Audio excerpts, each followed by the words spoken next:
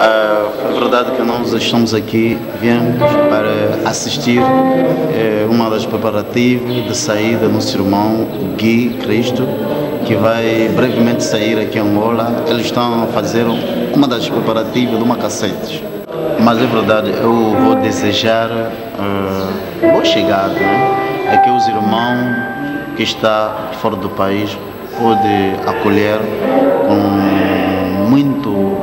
com os braços abertos o nosso irmão, a fim que ele possa realizar a visão que ele tem pela parte do Senhor. Eu também vou aproveitar também mostrar a minha cassete, que acabou de sair agora, que o título dessa cassete é Tudo Está Consumado. Acho que, se Deus quiser, pela próxima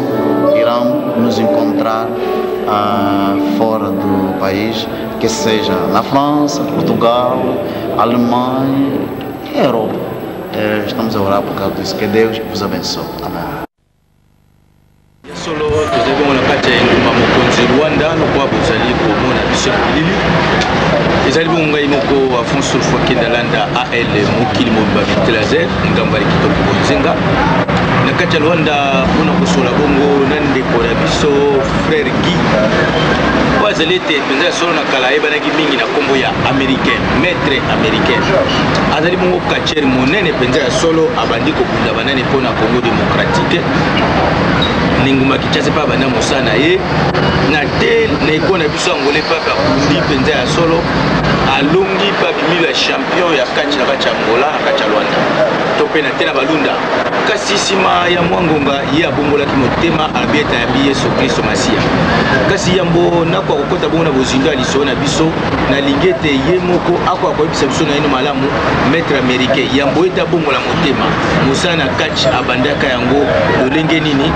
na tetango ete akobokola motema tika tomekana koyoka ye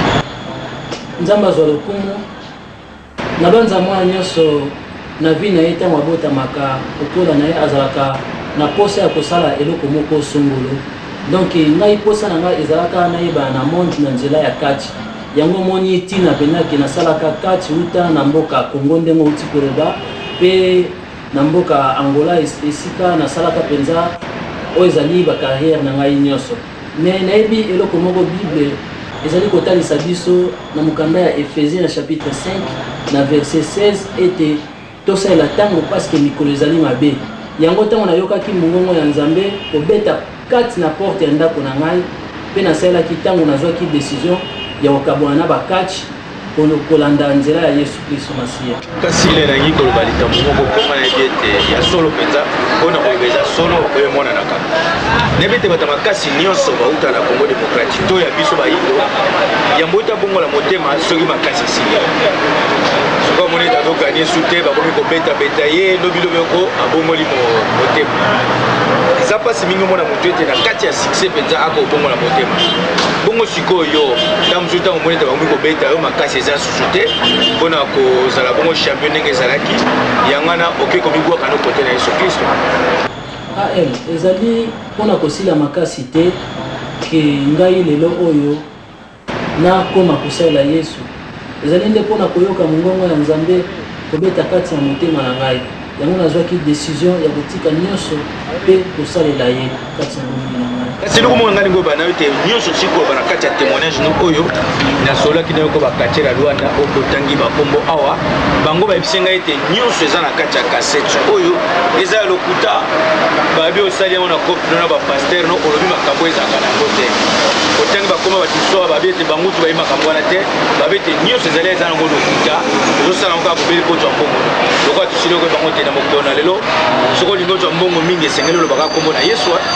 osoko bisi kombo na Yesu ya solo kosala mpenza mbongo ya bi ete eza mambo lokuta makasi esili yo yango wana okoki komibwaka no na kote oyo nde babaka na bato babaita atake le kote le pli petepete oyo epesaka mbongo ali yo potake kote wana petepete po olembi na kote ya makasi bila nzoto okobasu te okomokosa mambo lokuta babi ete okosi na ye Nzambe azwa lokumu parce que Bible elobi dia babwakama ye awa na se alors ntango Bible oyo bakiti babwakama ye awa na se ezali uniquement mpona combattre oyo ezali œuvre de l'éternel donc eza na motu moko te oyo azali na bosoto moko ya mpuku ya ténèbre kati na bomoi na ye babimisa yango mpwasa mpe asepela donc nakotalisa ete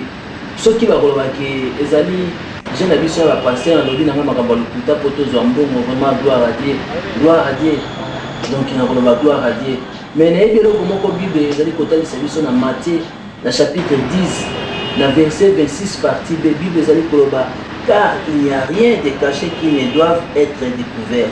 ni de secrets qui ne doivent être connus donc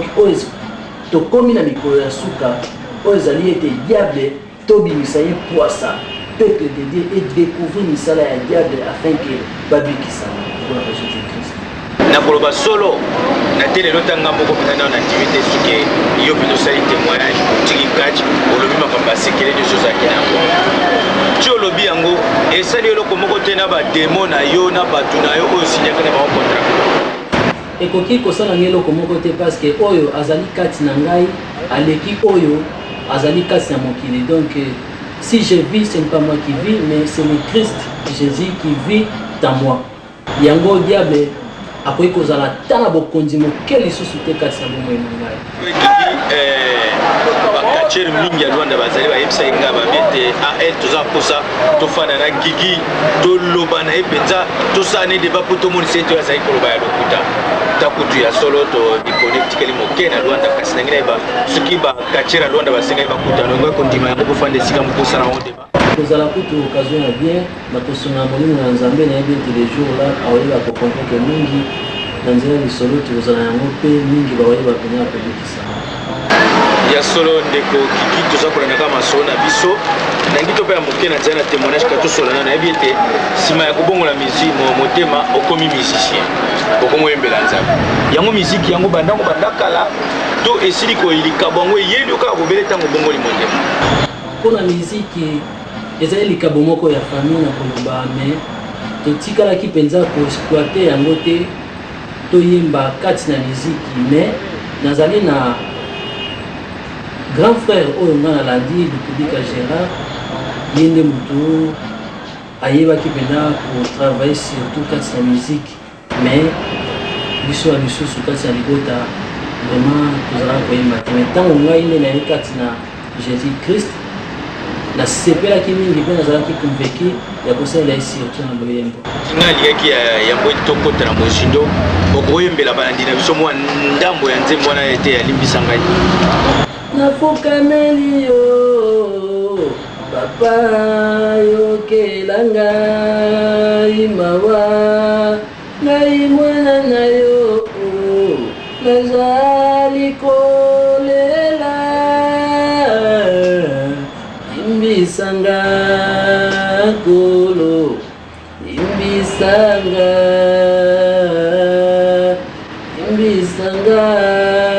kolo imbisanga solo nasepeli mingi koyemba yango ki na kozonga moke nsima nayebi yango ete osili kolanda bongo nzela monene nzela na nzambe ndeko obi tokoma osali na nzambe okomi évangéliste paster to frère mpona kokoma paster to mpe évangéliste kati ya mokili oyo ezalaka nango te kasi nalingi natalisa ete motu nde abotamaka nzambe azoloba na mokanda ya Jérémie na chapitre 1 na verset 5 ete Jérémie avant que oyo existe ngai nayebaka yo mpe avant que obima na libumu ya mama na yo ngai nakonsakraka yo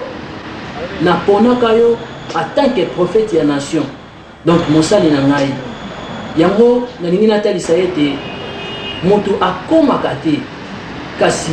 moto abotamaka nzambe moko asalaka nyonso oyo eyaka kosalama kati ya mokili oyo ezalaka tout simplement oyo ezali confirmation nakotalisa ete kati na Ephésiens chapitre 4 na verset 11 nazali lokola na ministère ya évangélisation oyo nzambe atia kati na ngai afin que mabota ebikisama na kombo na Yesu Kristo. Ozaka soki obongoli motema bowelaka mingi kozwa mwa esika moko monene mpona ozwa lokumu otiaka prophète nga apôtre nga prophète mosusu kuti soki aza apôtre obengi ye paster asiliki bongo nayebi te soki lobani oza nango mpona kobisa bana Lwanda na ntango ozalaki na bango na ntango oza kotikama. Bien-aimé, nayebi ete Bible elobi na mokanda ya Jean chapitre 3 verset 16, car Dieu a tant aimé le monde qu'il avait donné. Bien-aimé, le problème ezali de donner. Nayebi natalisa ote le seul secret ya bénédiction ezali donner. Il faut donner. Donner on nayebi natalisa yo bien-aimé, ezali ya bien matériel te, ezali ya mbongo te, ezali nde ya bomoi na yo. Bien-aimé, Bible elobi o Nzambe asimbi moto moko tabotolaka. O Nzambe akangi moto moko tafungolaka. Bien-aimé, yeba kopesa bomoi na yo na Yesu. S'intégrer kati na kibonzambe. Bien-aimé, tambola na vie ya sanctification. Tambola na vie ya sanctification okomona prodige pe miracle o Nzambe akosala kati na bomoi na yo. O Nzambe akoutiliser yo. Bien-aimé, nayebi ete oza dessus, oza ba dessus intérieur. Bien-aimé, maudit soit l'homme qui se confie à l'homme. Tel est la mouvement de Katina Kili. À travers ya kotaela bato, Katina Lingomba, ba pasteur, ba frère, na Katina Ndako, ozala toujours ici. Mais tel Nzambe, tel a été sur Jésus Christ. Il y a des séparés motivés. Quel que soit le problème, nous sommes les manibosso na yo. Bien-aimé, il est écrit.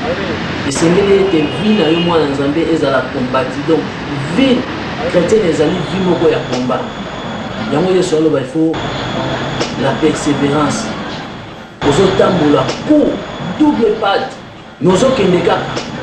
Coup double patte mbata mais ozo kendeka. Bien-aimé, il faut avoir la persévérance.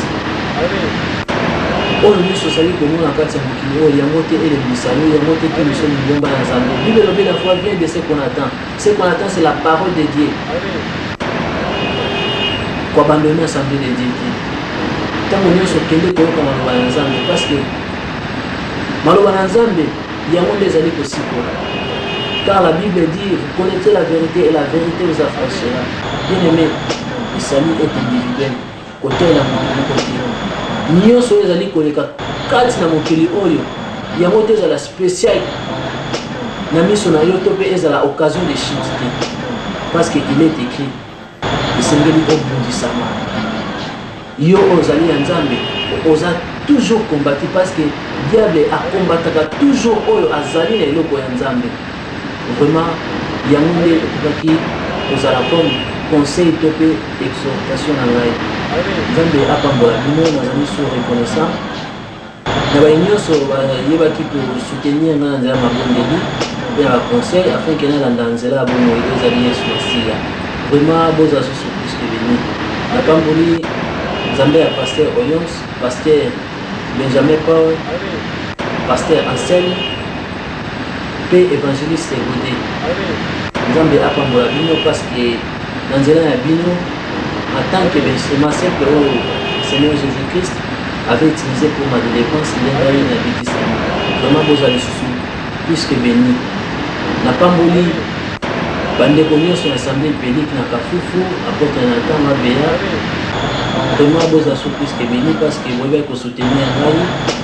Bande connus sur la Tchatunga, Banalukapa, na Boussa Communauté, Kashinaka, Rwanda. Partout bande connus vous allez kolanda biso vraiment Nzambe apambola bino ngai leki na bino ngai mwana na bino vraiment na bino mingi soye na ngeza liete to mela kasi ya kibonzambe afin que koya Yesu Kristo to nito makelongo ya solo wana ezaki basoto ezaki na yango na frère Gigi nde tosolo koloba ete ezalaki kachere monene abokoli motema alinga kosalela Yesu aza moyembi monene na kati na Yesu eleki ezali te na kati na bopandisango malamu na Yesu Kristo Masiya. Naza kondima ete mosalo to mpe mazoto tosila kosola na ye ezali oyo kosunga bato mingi mpenza oyo bakoyeba koyoka yango. Merci na tongi nyonso.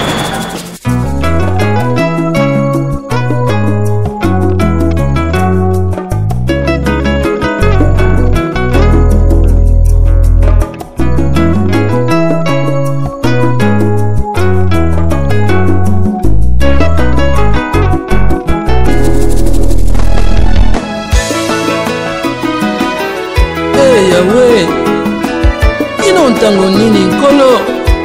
yo kobosana ngai libela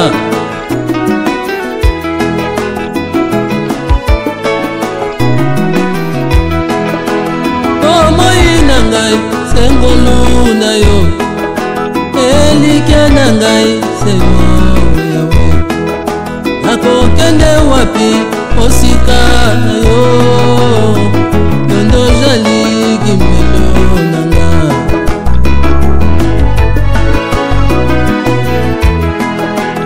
libanda na yo ezali kufa kati na yo komikitisa te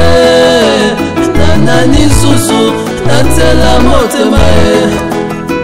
yo nde bomba melo na ngai na yo nde natela motema na yo nde natela motema se yo natela motema na yo nde natela motema tina nini bato bazali kobanda na yo kasi bazali kosuka na yo te. Omiel a fait une chose et son commencement. Balobi na kompengwa na ngai sunga ngai na suka na yo okufisaka soni te bayaka na yo omimonisaka na balukaka yo yo nde papa borfele yo mobali baveve na yo nde natela motema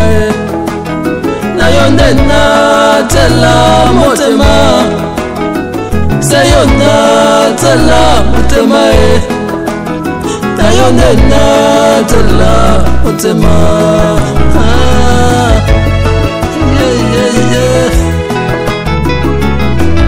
kobombela ngai elongi na yo te yo nde nzambe na ngai